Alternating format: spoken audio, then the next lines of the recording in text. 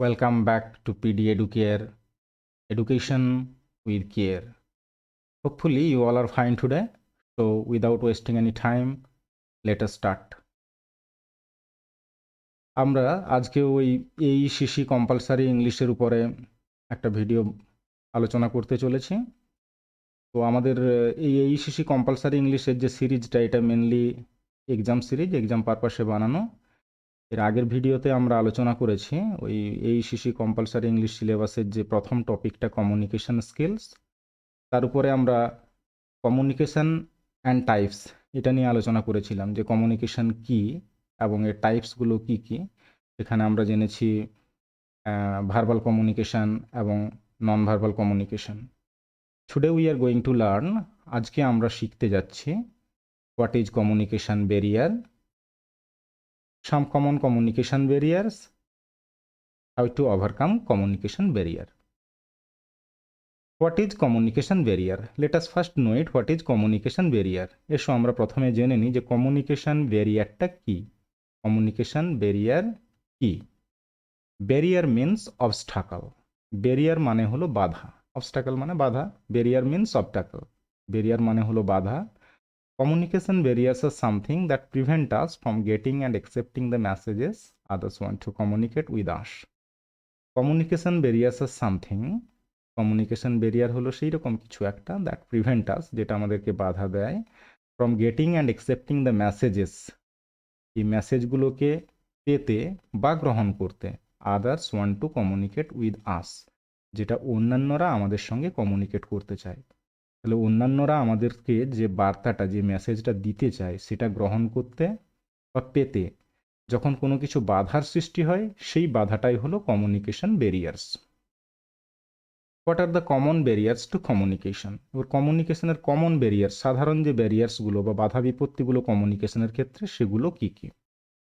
There are many barriers that prevent the effectiveness of a communication. There are many barriers, অনেক বাধা রয়েছে, that prevent the effectiveness of a communication, যেটা একটা কমিউনিকেশনের যে effectiveness বা সক্রিয়তা, সক্রিয় যে কমিউনিকেশন, সেটার ক্ষেত্রে বাধা সৃষ্টি করে। Some of the common barriers of communication are, some of the common barriers, এই সাধারণ ব্যারিয়ার্স বা বাধাগুলোর মধ্যে কয়েকটা হলো ল্যাঙ্গুয়েজ ডিফারেন্সেস, যে ভাষার যে ডিফারেন্সটা। যে তোমরা তো জানো এটা যে আওয়ার ইন্ডিয়া এই যে মাল্টিলিঙ্গুয়াল কান্ট্রি, দেখে ইন্ডিয়াকে মাল্টিলিঙ্গুয়াল কান্ট্রি বলা হয়, একটা বহুভাষীর দেশ। Here more than 1600 languages are spoken. এখানে প্রায় 1600 বেশি ভাষাতে কথা বলা হয়। So many languages, just imagine, মানে কতগুলো ভাষা, জাস্ট ইমাজিন করো, ভাবো শুধু। তাহলে এই যে ল্যাঙ্গুয়েজের যে ডিফারেন্সটা, এটা কিন্তু একটা ভেরি গ্রেট ভাইটাল ব্যারিয়ার, খুব একটা ভাইটাল গুরুত্বপূর্ণ ব্যারিয়ার, বাধা আমাদের ক্ষেত্রে। ল্যাঙ্গুয়েজ ব্যারিয়ারটা বা ল্যাঙ্গুয়েজ ডিফারেন্সটা, এটা হচ্ছে কমিউনিকেশনের ক্ষেত্রে বড় একটা বাধা। আমরা দেখবে বেশিরভাগই যে আমরা বাঙালিরা যখন কোনো সাউথ ইন্ডিয়ার এই পাশে যায়, তাদের যে তামিল ল্যাঙ্গুয়েজটা, হিন্দিটা মোটামুটি তবু বোঝা যায়, কিন্তু তামিল ল্যাঙ্গুয়েজে যখন কেউ আমাদের সাথে কমিউনিকেট করে, যে how odd it appears to us, মানে আমাদের কাছে কতটা অড লাগে। এই জন্যে এই কমিউনিকেশন ব্যারিয়ার বলতে প্রথমেই কিন্তু ল্যাঙ্গুয়েজ ডিফারেন্সের কথাটা মাথায় আসে। এটা মনে রাখতে হবে যে ল্যাঙ্গুয়েজ ডিফারেন্স, এটা কিন্তু একটা বড় ব্যারিয়ার কমিউনিকেশনের ক্ষেত্রে। Then the use of jargon, over complicated or unfamiliar terms.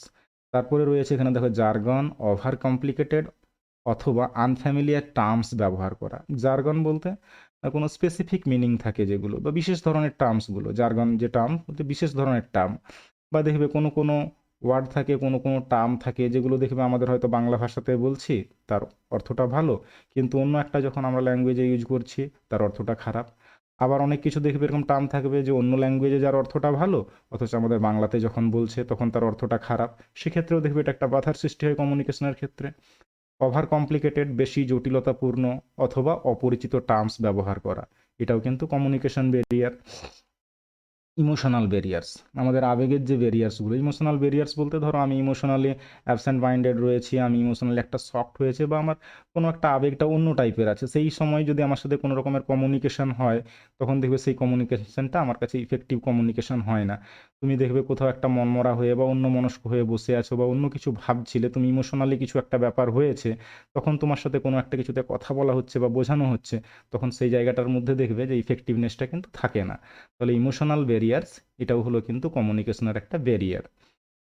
Next, lack of attention or interest, মনোযোগ এবং আগ্রহের অভাব। ল্যাক অফ অ্যাটেনশন আর ইন্টারেস্ট, দেখবে যে মনোযোগ এবং আগ্রহ এই দুটো যদি অভাব থাকে তাহলে সেখানেও কিন্তু ইফেক্টিভ কমিউনিকেশন হবে না।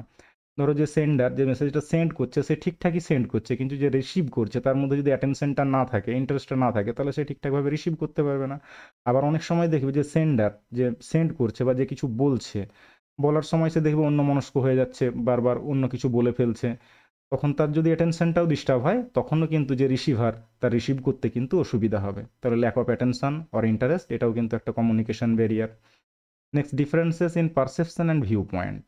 ডিফারেন্সেস ইন পারসেপশন মানে বোধগম্যতা এবং ভিউ পয়েন্ট দৃষ্টিভঙ্গি, বোধগম্যতা এবং দৃষ্টিভঙ্গি এর মধ্যে যে পার্থক্যটা, ডিফারেন্সটা, সেই ডিফারেন্সটাও কিন্তু communication barrier. Physical disabilities such as speech problem or hearing problem. Physical ডিসএবিলিটিসগুলো মানে শারীরিক প্রতিবন্ধকতাগুলো, যেমন স্পিচ প্রবলেম কথা বলার সমস্যা, আর হিয়ারিং প্রবলেম বা শোনার সমস্যা। যে সেন্ডার যে সেন্ড করছে মেসেজটা বা যে কথাটা বলছে তার মধ্যে যদি বলার জটিলতা থাকে, স্পিচ প্রবলেম থাকে, যে তোতলামি করে বা এনি টাইপ অফ, বা যদি স্পিচ প্রবলেম থাকে, আটকে আটকে বলছে বা অন্য ধরনের কোনো প্রবলেম, সেই প্রবলেম হলেও দেখবে সে কী বলছে সেটা পরিষ্কার বোঝা যায় না। আবার হিয়ারিং প্রবলেম যদি কারো থাকে, হিয়ারিং প্রবলেম বলতে যে রিসিভার মেনলি, তার যদি হিয়ারিং প্রবলেম থাকে, যে রিসিভ করছে, সে যদি ধরো কানে শুনতে পায় না, এবার তুমি যতই পরিষ্কার করে বলো না কেন, সে যদি শুনতে না পায় তাহলে সে মেসেজটাকে ঠিকঠাকভাবে রিসিভ করতে পারবে না। তাহলে এটাও একটা বড় কিন্তু ব্যারিয়ার কমিউনিকেশনের। নেক্সট, ফিজিক্যাল ব্যারিয়ার্স টু নন ভার্বাল কমিউনিকেশন। নন ভার্বাল কমিউনিকেশনের ক্ষেত্রে ফিজিক্যাল ব্যারিয়ার্সটা দেখো, যে নন ভার্বাল কমিউনিকেশন এটা তো আমরা আগের ভিডিওতে আলোচনা করেছি ডিটেলসে, যে ভার্বাল কমিউনিকেশন কি, নন ভার্বাল কমিউনিকেশন কি। এই নন ভার্বাল কমিউনিকেশন বলতে মূলত আমাদের যে জেস্চার ল্যাঙ্গুয়েজটা বা বডি ল্যাঙ্গুয়েজটা বা ফেসিয়াল এক্সপ্রেশনটা, যেখানে আমরা স্পিচ ব্যবহার করছি না, আকার ইঙ্গিত ইশারার মাধ্যমে কমিউনিকেশন করি, সেখানে ফিজিক্যাল ব্যারিয়ার্স যদি থেকে থাকে, অর্থাৎ ধরো আমি কাউকে হাত দিয়ে ইশারা করে কিছু বোঝাতে চাইছি, তো আমি যদি হাতের দিক থেকে আমি হ্যান্ডিক্যাপড হই, তাহলে তখন আমার সেখানে ফিজিক্যাল মানে এটা একটা ব্যারিয়ার হিসেবে, বাধা হিসেবে কাজ করবে। আমি হাত দিয়ে ইশারা করে বোঝাতে পারবো না, because I have disabilities in my hand, যে আমার হাতের দিক থেকে আমার ডিসঅ্যাবিলিটি বা প্রতিবন্ধকতা রয়েছে। তাহলে নন ভার্বাল কমিউনিকেশনের ক্ষেত্রে ফিজিক্যাল ব্যারিয়ার্স কিন্তু একটা ব্যারিয়ার কমিউনিকেশনের ক্ষেত্রে।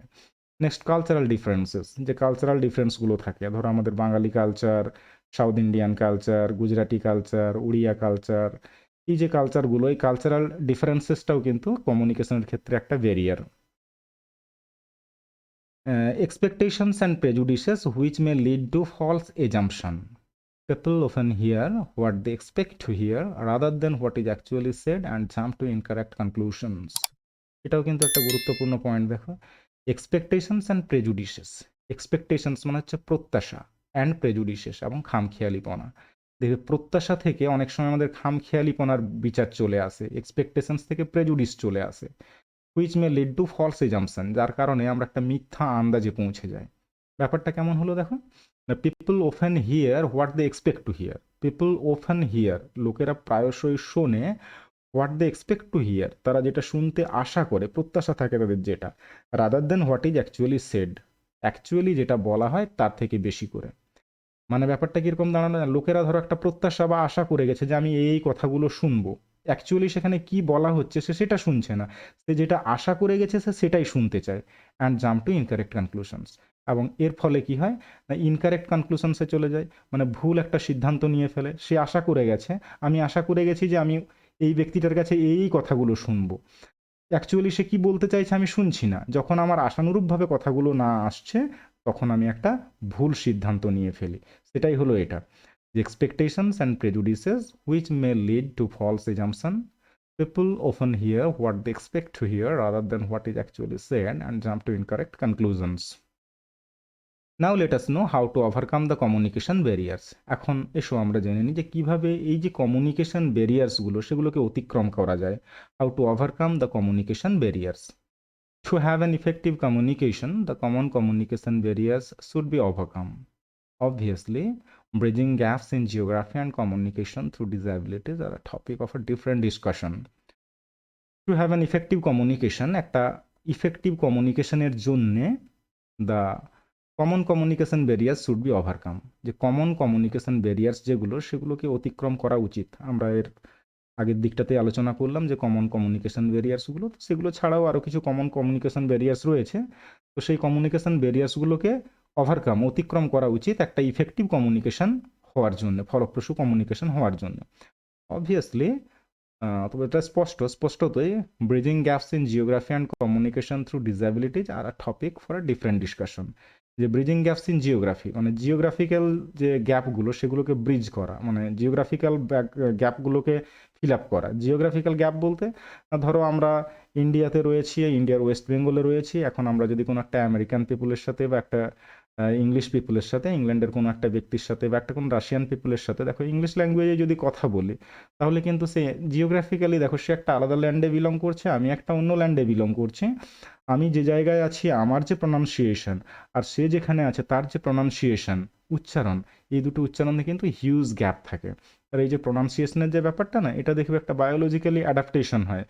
বায়োলজিক্যাল অ্যাডাপশন বলতে শারীরবৃত্তীয়ভাবে এটা অ্যাডাপ্টেড হয়ে যায়, মানে এটা আপ টু 14 ইয়ার্স পর্যন্ত ল্যাঙ্গুয়েজটা অ্যাডাপ্টেড হয়ে যায়, তারপরে দেখবে অভিযোজিত আর হয় না। কিন্তু আমাদের যে কথা বলার জন্যে যে অর্গানসগুলো ব্যবহার হয় সেগুলোও কিন্তু অ্যাডাপ্টেশন হয়, অভিযোজিত হয়। আমরা ছোটোবেলা থেকে যেভাবে জিভ আওড়াতে আওড়াতে অভ্যস্ত হয়ে গেছি, আমরা কিন্তু এখন একটা ম্যাচিওর্ড এজে আসার পরে আমরা যদি একটা ব্রিটিশ প্রনাউন্সিয়েশন বা আমেরিকান প্রনাউন্সিয়েশন বা রাশিয়ান প্রনাউন্সিয়েশন করতে যাই, আমাদের জিভটা কিন্তু সেইভাবে আওড়াবে না। যেমন আমরা যেভাবে বাংলাটা উচ্চারণ করি, উনারা কিন্তু সেইভাবে বাংলাটা উচ্চারণ করতে পারবেন না। ঠিক একই রকমভাবে উনারা যেরকমভাবে ইংলিশটা উচ্চারণ করে না, আমরা সেইভাবে ইংরেজিটা উচ্চারণ করতে পারবো না। এটাই হচ্ছে জিওগ্রাফিক্যাল যে গ্যাপটা থাকে, এই গ্যাপটাকে ব্রিজ করা, এই গ্যাপটাকে মেক আপ করা। এবং কমিউনিকেশন থ্রু ডিসএবিলিটিজ, যদি কারো ডিসএবিলিটি থাকে, শারীরিক প্রতিবন্ধকতা, কারো স্পিচ প্রবলেম রয়েছে, কারো হিয়ারিং প্রবলেম রয়েছে, তো সেই ক্ষেত্রের যে কমিউনিকেশন গ্যাপগুলো সেইগুলো মেক আপ করাটা আর টপিক ফর ডিফারেন্ট ডিসকাশন, সেগুলো আলাদা আলোচনার ব্যাপার। তাহলে আমরা এই যে কমন কমিউনিকেশন ব্যারিয়ার্সগুলো যেগুলোকে ওভারকাম করব, সেইগুলো ওভারকাম করাটা ব্যাপার হচ্ছে কি না, এগুলো ওভারকাম করা উচিত, কিন্তু এইগুলো ওভারকাম করতে আমরা পারবো না বা আমাদের খুব বড় সমস্যা হবে যদি জিওগ্রাফিক্যাল এবং থ্রু ডিসএবিলিটিজ কমিউনিকেশন গ্যাপগুলো হয়, right? Some ways to overcome the barriers of communication. এখন এসো আমরা কিছু ওয়েজ বা পন্থা বা উপায় জেনে নিই to overcome the barriers of communication, এই কমিউনিকেশন ব্যারিয়ারগুলোকে অতিক্রম করার জন্য। ইউজ অফ সিম্পল ল্যাঙ্গুয়েজ, আমাদেরকে সিম্পল ল্যাঙ্গুয়েজ, সাধারণ ভাষা ব্যবহার করতে হবে। এই যে আমরা আগেই কমিউনিকেশন ব্যারিয়ারে পড়ছিলাম না, যে jargon term, over complicated term, unfamiliar term use করা, এগুলো ছেড়ে দিয়ে আমরা সিম্পল ল্যাঙ্গুয়েজ ইউজ করব। কারণ আমরা দেখো একটা ইফেক্টিভ কমিউনিকেশন হতে গেলে যে সেন্ডার, সে যা সেন্ড করলো, যে রিসিভার, সে যদি সেটাকে ঠিকঠাক করে রিসিভই করতে না পারে, তাহলে সেখানে কিন্তু কমিউনিকেশনটা একটা মিসকমিউনিকেশন হয়ে যাচ্ছে, সেটার কোনো অর্থ থাকে না। আমি ধরো কাউকে কিছু একটা বোঝাতে চাইছি বা বলতে চাইছি, আমি যাকে বোঝাতে চাইলাম বা বলতে চাইলাম সে যদি বুঝতে না পারে, আমি শুধু বোমবাস্টিং জটিল জটিল শব্দ ব্যবহার করলাম, ভাষা ব্যবহার করলাম, তাতে কি লাভের লাভ কিছু হবে? হবে না। সেই কারণে আমাদেরকে কি করতে হয় না, ইউজ অফ সিম্পল ল্যাঙ্গুয়েজ, আমাদেরকে সিম্পল ল্যাঙ্গুয়েজ ব্যবহার করতে হয়, সহজ সরল ভাষা ব্যবহার করতে হয়।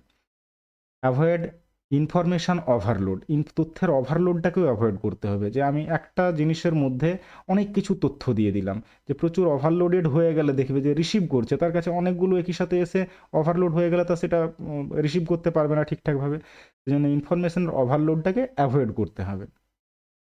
Checking whether it is a good time and place for communication, এটাও চেক করতে হবে, দেখে নিতে হবে যে whether it is a good time and place for communication, যে কমিউনিকেশনের জন্য এটা সঠিক সময় এবং স্থান কি না। মানে আমি ধরো কোনো একটা কমিউনিকেট করছি, কাউকে কিছু বলছি, তাহলে সেটা উপযুক্ত সময়ে উপযুক্ত স্থানে বলছি কি না সেটাকে চেক করে নেওয়া।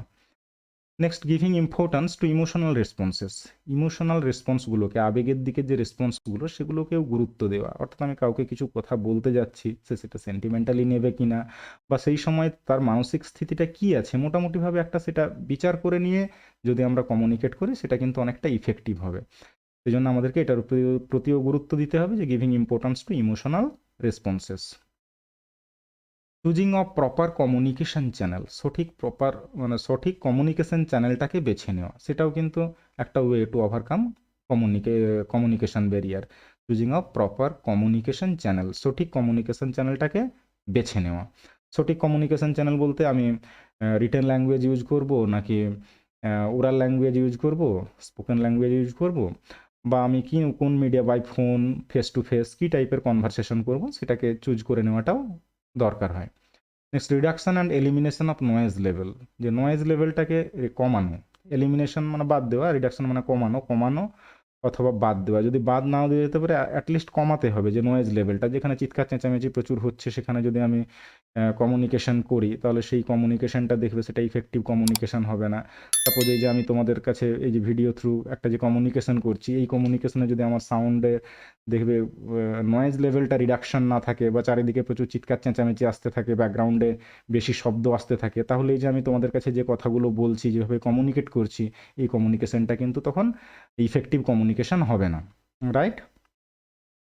Next maintaining proper body language, proper body ল্যাঙ্গুয়েজটাও কিন্তু মেনটেন করতে হয়। দেখবে আমরা মুখ দিয়ে কথা বলি ঠিকই, কিন্তু মুখের সাথে সাথে দেখবে আমাদের চোখ, হাত, পা এগুলোও যেন কথা বলতে থাকে। এটা এই জন্য বলা হয়, দেখবে যে আমরা যখন কথা বলি half of the body is used, প্রায় অর্ধেকটা শরীর ব্যবহার করা হয় আমাদের, মানে পেট থেকে দেখবে একদম মাথা অবধি। অনেক সময় কথা বলার সময় দেখবে আমরা, দেখবে না সে পেটটা ভেতর দিকে যেন টেনে যায় কিছু শব্দ উচ্চারণ করতে গিয়ে, কথা বলতে গিয়ে। তাহলে যে প্রপার বডি ল্যাঙ্গুয়েজটা ইউজ করা, যে যদি প্রপার বডি ল্যাঙ্গুয়েজ ইউজ না করা হয় তখন কি হবে না, এক্সপ্রেশনলেস হয়ে যাবে। মানে আমি যেন সেই একটা হাসির কথা বলছি অথচ গোমড়া মুখ করে কাঁদতে কাঁদতে বলছি, বা একটা কান্নার কথা বলছি হাসতে হাসতে বলছি, সেরকমটা কি ঠিকঠাক লাগবে? লাগবে না। সেই জন্য প্রপার বডি ল্যাঙ্গুয়েজটাও মেনটেন করতে হয়। অ্যাক্টিভ লিসেনিং, এটাও কিন্তু খুব দরকার কমিউনিকেশন ব্যারিয়ারটাকে ওভারকাম করার জন্য। অ্যাক্টিভ লিসেনিং, সক্রিয়ভাবে শুনতে হবে কিন্তু, মানে আমার কনসেন্ট্রেশনটা সেদিকে রাখতে হবে, যা বলা হচ্ছে সেটা পরিষ্কার করে অ্যাক্টিভভাবে শুনতে হবে। যদি অ্যাক্টিভভাবে শুনতে না পারি তাহলে আমি রিসিভ করতে পারবো না properly. Next giving constructive feedback, আর উপযুক্ত ফিডব্যাকও দিতে হবে। এটাও কিন্তু কমিউনিকেশন চেনের একটা গুরুত্বপূর্ণ জায়গা। কেউ ধরো আমাকে কিছু বললো, সেখানে যে ফিডব্যাক দেওয়া, এবং সেটা কনস্ট্রাকটিভ ফিডব্যাক, গঠনমূলক একটা ফিডব্যাক হবে। আমরা অনেক সময় দেখবে কোনো কিছুকে যে বিরোধিতার স্বার্থে বিরোধিতা করা, এরকমভাবে যদি আমরা কাউকে ফিডব্যাক করি তখন ফিডব্যাকটা কী হবে, সবসময় তাকে যেন ডিসকারেজ করবে, এরকম ডিসকারেজিং নয়, কাউকে এনকারেজ করার মতো এরকম কনস্ট্রাকটিভ ফিডব্যাক দিতে হবে, যাতে করে কমিউনিকেশনটা আরও বেশি ইফেক্টিভ হয়। তো আশা করি আজকে আমরা যেটুকু আলোচনা করলাম সেটা তোমাদের কাছে পরিষ্কার হয়েছে। So today up to this, we will meet again in our next video. Till then, be happy, healthy, and take very good care of you and of your study.